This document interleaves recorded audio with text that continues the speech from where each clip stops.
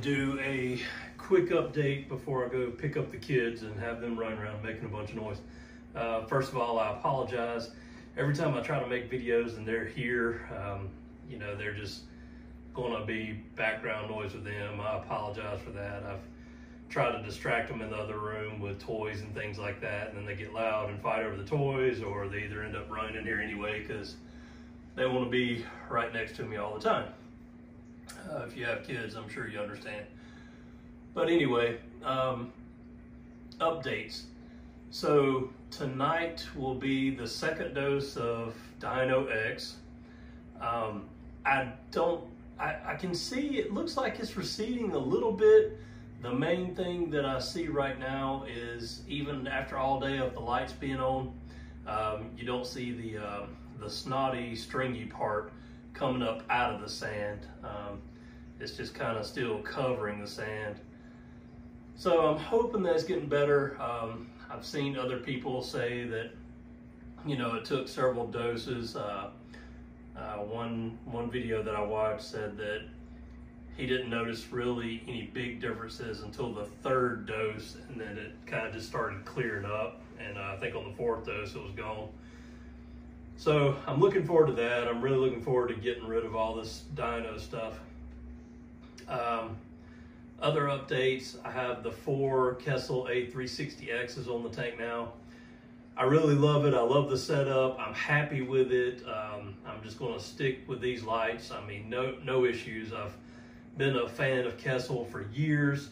I made a mistake in the last video that I did. I think I called the new ones coming out the A700s or whatever. They're the A500s. From my understanding, the big difference for them is that, one, they come with the attachments to do the different degrees or the different, well, it sets it up different depths, let's say that, different angle lenses or whatever. It comes with those. I think the main thing, I mean, they're a lot higher powered, but I really feel like, and this is just my opinion, I feel like they wouldn't be needed for a tank that's only like 2 feet deep. Not even that, you know, so I just feel like my tank, it would probably be a waste of money. So I did look at them, and I was considering waiting on them to come out and then getting 2 of those to add with the 360s that I have. But then I just decided, you know, I'm just going to do the 4 A360s and have them across the board. And I think it's going to really do the tank nicely and serve the purpose that I intend for them. So really content there. Fish. I believe I've lost one purple tang. The one stayed hidden in the rocks a lot. At first it would come out and eat, and the others tried to pick on it when it was eating, and it stayed in one of the little caves. I made a couple of attempts to catch it and get it out of the tank, and I was unsuccessful. It would never come out of the rock work for me to be able to catch it, so I was just unable to do that, and I hate that. But you know, I haven't seen any sign of it now, so pretty sure I lost that one.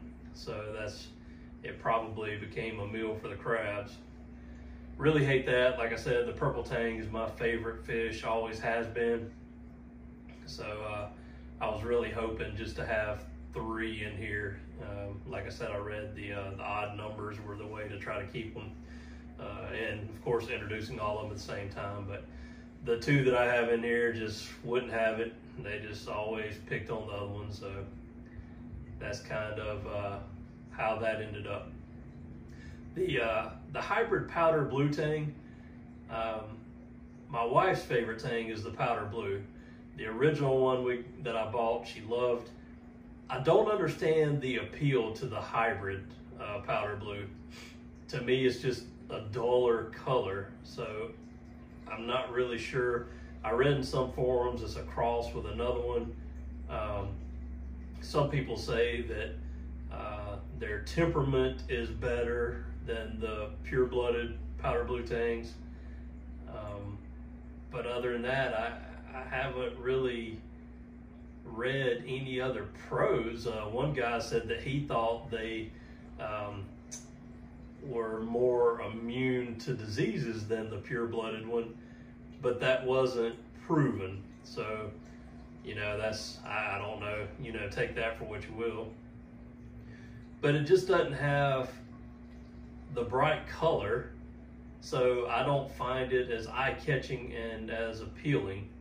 And I basically paid double the price for it over a regular powder blue. So, not really sure there, but it's in the tank now. You know, I'm happy with all my fish. I like it. At this point, you know, it's not like I would get rid of it or anything. I just don't, I'm trying to figure out, you know, why people pay more for it and it just being a duller color. It looked more like a purplish color in the pictures, and maybe, you know, adjusting the lights a certain way, maybe it would look a little different, but it is what it is. My favorite fish besides the purple tangs are going to be, which I like all of them, but the Midas blenny. I've never had one of those. That guy or girl is just a cool fish. Just looks neat watching it swim, and then it perches on the rocks and all that type thing. So I really do enjoy that fish. I enjoy sitting here watching it. Let's see, what else? So I don't, you know, expect a lot of growth right now, you know, with doing the treatments for the dinos and things like that. I've stopped, as it recommended, I've stopped feeding.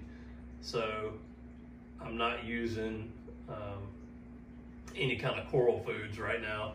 And I'm not using the AB Plus either, because it said to stop dosing any kind of trace elements and everything like that. So I'm not dosing anything currently. I'm using the Dino X, and then I'm dosing nitrates and phosphates, trying to maintain that level to where there's a little bit showing in the tank. Right now, I think I've got the nitrates at 0.3. And I think, you know, the goal is like 0.3 to 0.5, something like that. I think for your phosphates, the goal is like 0.01 to 3, somewhere in that range. I haven't done an updated test on my phosphates. I had it where it just did register, and it was 0.01. So, but that was when I first started dosing it several days ago. So I need to actually go back and do a test on that again.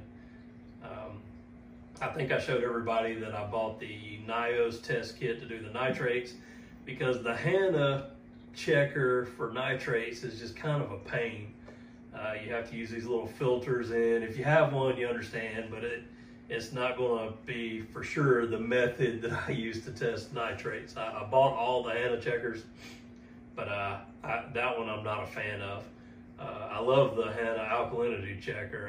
I do use that every now and then. I mainly rely on the Trident for alkalinity, calcium, and magnesium.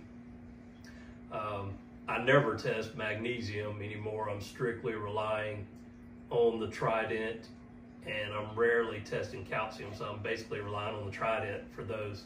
I'm relying on the Trident for all three of them, but let me say it like this. I do, at every water change day, before I change the water, I go ahead and just test the alkalinity just to kind of see where I'm at and make sure it's like real close to what the Trident is showing. Let's see, what other updates? Still having the roller issue with the Trigger Platinum Sump. It's still kind of just rolling the filter paper over to one side, and I'm not sure what that's about. I keep having to periodically like remove a bunch of it and kind of rewrap it, and it's kind of a pain. So I have emailed Trigger support. I couldn't find an email address listed for Trigger support on their website, so I reached out to Bulk Reef Supply, and they sent me one, and I think it was just support@triggersys.com. But I have emailed them just to see what they say about it, if anything can be done. Also told them that it seems like a lot of stuff is getting by and ended up in the sump. So I don't know. I'm curious. I'll let you know what they have to say about it. Otherwise, like I said, I like the sump and I like the concept of it. It's just, I don't know, maybe if something's going on with mine, if I just got a bad one, if anybody else is having the same experience, you know, I would be interested in hearing about it for sure. The Neuro 5's doing great. Let's see, what else? The corals seem to be doing fine, no issues with those. I was worried about the Fire digitata when I started the Dyno X because it looked really pale and white, but it started to color back up again. So hopefully everything makes it through the dyno treatment. Trident's doing good. I've changed out reagents in that and recalibrated it. The NIOS reactor that I have, I got I believe it's called the 0.75, the torque 0.75. When I had the larger one, the taller one that had the 2 chambers or 2 sections, I got the shorter one just for height because all I'm using it for is to run carbon. I don't run anything else. So I did get the shorter one and I have that installed. I'll show you the next time we're take a look down in the sump area. The Bubble King is working fine. I did an update video on that. The algae scrubber is working great. There's a whole lot of algae on that. When I go to clean it this Friday, I'll show that in a video how much is on it now. It's growing out really well on the sheet. So no complaints with it. It's working great. I think still, you know, to this point, I guess like with that running and then, you know, the protein skimmer and then so the algae scrubber, the protein skimmer, and the carbon, I guess between all of them running, I think it's just consuming all the nitrates and phosphates in the water. The other thing, one thing that I forgot to mention that I contribute to the dyno outbreak, I was running Pureit with the carbon. So I would primarily fill the NIOS carbon reactor up with carbon, but every time I would put a couple spoonfuls of Pureit in there. And I did that just to, I know it's supposed to remove like metals and things like that. But it also has like GFO properties to it. So I was doing it in the intentions of if I did get any kind of contaminants in the tank that the carbon just didn't get, I was hoping that would be kind of my backup and take care of that. But I think that the GFO kind of properties to it, I think it was stripping out the water even further. So I think the combination of everything I've been doing is a learning experience. And like I said previously, I've never, you know, in 20 years of saltwater aquariums, not reef tanks, saltwater aquariums, I've never had dinoflagellates before. So, you know, a lot of this is just, I'm still learning some of this new equipment. I've never had this type of stuff. So definitely a learning curve for me. And I think some of the things I do kind of overkill. And I think because I've done the overkill, I'm in the position I currently am. So I would say that to anybody just starting out, you know, monitor as I wasn't monitoring. Well, I wasn't monitoring phosphates at all. I did the initial setup of the tank, you know, and for the first weeks or whatever. After that, it was done. I think I did 1 or 2 tests on phosphates, and that was it. Haven't been monitoring those since. And, you know, nitrates I've always considered that to be something you test for when cycling. And after I've had a tank established, I've never tested for them, you know, anymore after that. So I think that's kind of what I was used to. And now I know that the low nutrient tanks or 0 nutrient tanks are when you can get dyno outbreaks. I just really didn't know that because I've never had any experience with it. I think the other thing, you know, in some of the readings, in the reading that I've done, the dinos, you know, dinos exist in the ocean, and they're probably always in our tanks anyway. They probably come in on plugs and different things we put in our tanks. I think the reason why we didn't used to see them was because using live rock for years had all the beneficial bacteria on there, and I think some of those bacteria that may be missing in our setups now maybe kept them at bay. And that's just my belief and my opinion. Correct me if I'm wrong. I haven't done a ton of research on it, but I have done some. I also think, you know, the other thing is just the whole deal of starting off with dry rock. I think, you know, just the dry rock altogether, starting a tank up with it, just, you don't have any of that beneficial stuff. So I think you're just kind of more prone for the ugly stage and everything else.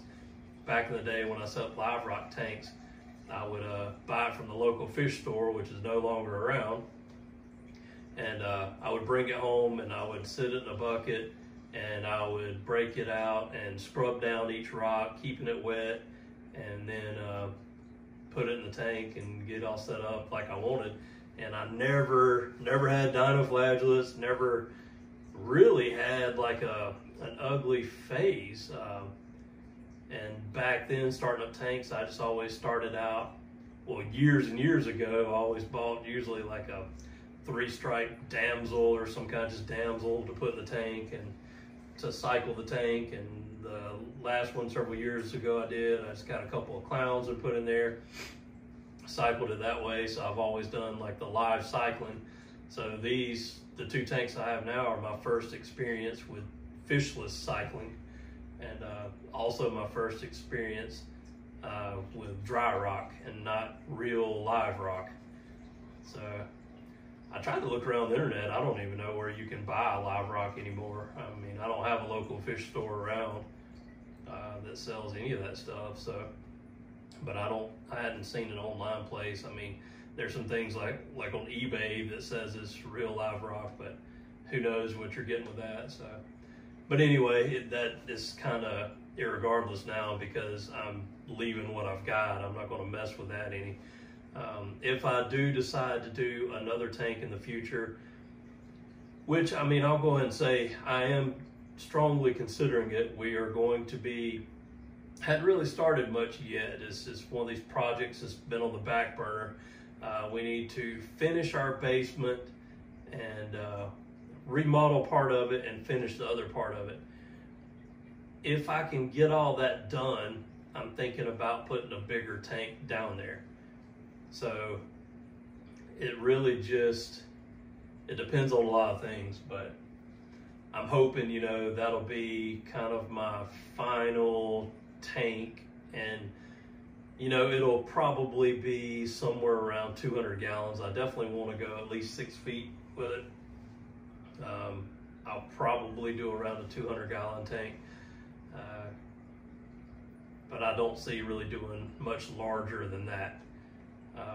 It just gets to be too much work, too much mixing, too much everything. The expense, I mean, already having 4 of these Kessels on here, I can imagine, you know, having like 6 or 8 of them or whatever on a larger tank. So just so much more equipment and everything. If I do pull the trigger on that tank, then the way I'll approach it is I will buy all new equipment and gear for that tank, and hopefully still be doing videos. And I'll get everything set up on that tank and going, and then I'll let it run for a good while, probably months, and then I will move all the fish from this tank over to it, and then you know, whatever corals I've got growing in here and all, I'm gonna try to remove those and move to the bigger tank. And then I will sell this tank and all the hardware and equipment with it. That would be the plan, because my wife's not gonna let me have both. So I'll have to sell this tank, so I'll break it down and sell it. And like I said, all the current hardware would go with it, and it'll probably be one of those like great bargains for somebody wanting to start out, or, you know, especially even if we start remodeling this summer, it's probably going to be a year before we're done. So, you know, having the tank will be like a year and 6 months to 2 years, somewhere in that range as far as age. So, you know, I'd probably sell all this stuff, the entire setup, for better than half of what I got in it. So it'd be a big loss for me, but a gain for somebody else. So anyway, that's kind of the plan and what I'm thinking. Don't know that that'll become the reality, but we'll see.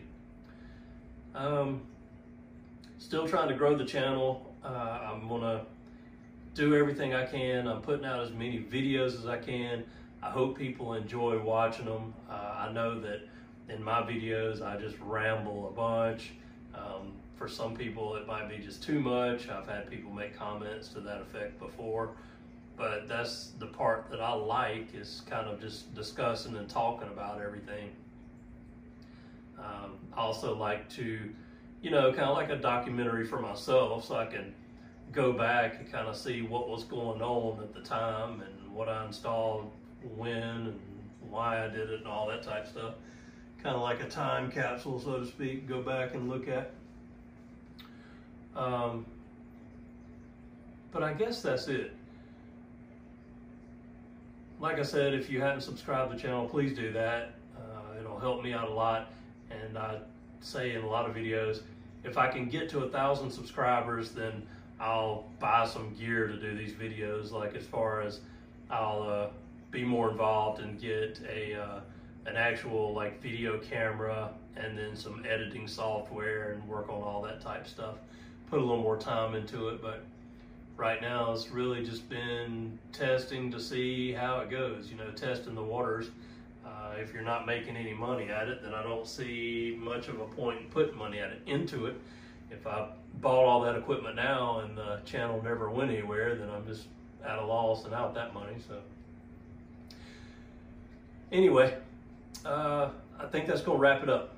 Let me know if you have any questions or any comments on what I'm doing and what I'm running and all that type of stuff. I always answer them to the best of my ability. And hope you, while I've been kind of rambling and talking, I hope you've enjoyed watching the fish swim around. Thanks again.